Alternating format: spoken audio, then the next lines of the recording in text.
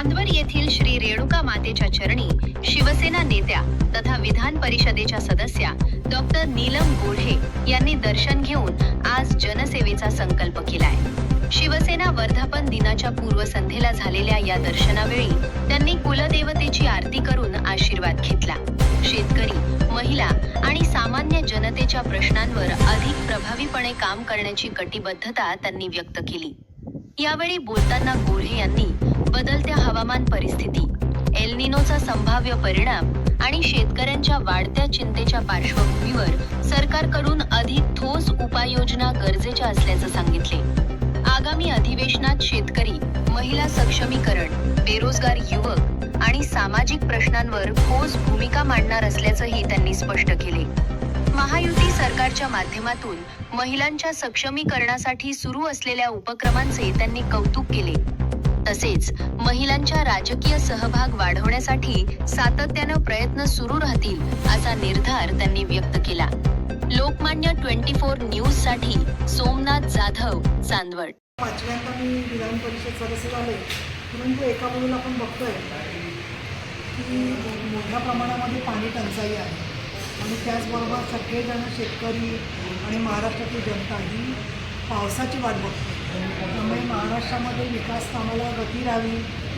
यावेळेला L निनोचा factor आहे, त्याच्यामुळे अचानक अवकाळी पावसाने नुकसान करू नये आणि केंद्रामध्ये आणि राज्यामध्ये आम्हाला चांगल्या प्रकारचं कामात यश मिळावं यासाठी मी आले।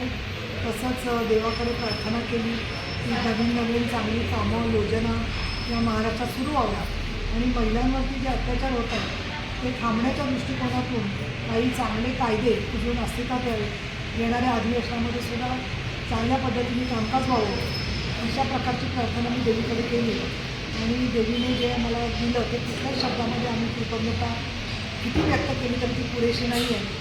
परंतु फुलाची पातळी म्हणून आमच्या अंतःकरणाची भावना म्हणून एक चांदीचा दीप आणि हळद कुंकाचं करंडा असा देवीच्या चरणी अर्पण केलेला आहे।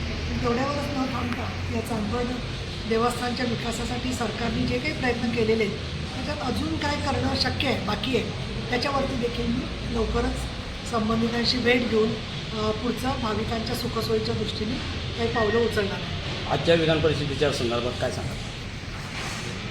आचारसंहिता चालू आहे, अशा वेळेला तुम्हाला स्वतःला अडचणीत आणू नका आणि मी याच्यावर काय भाष्य करू शकतो। मॅडम, शिंदे गटामध्ये उद्धव सेनेचे 6 खासदार वाटेवर आहेत आणि त्या ठाकरे गटात अजूनही होणाऱ्या गळतीचं मुख्य कारण काय असू शकतं? मी आता फक्त मातेच्या दर्शनासाठी आलेली आहे, त्यामुळे मी याच्यावर काही भाष्य करणार नाही।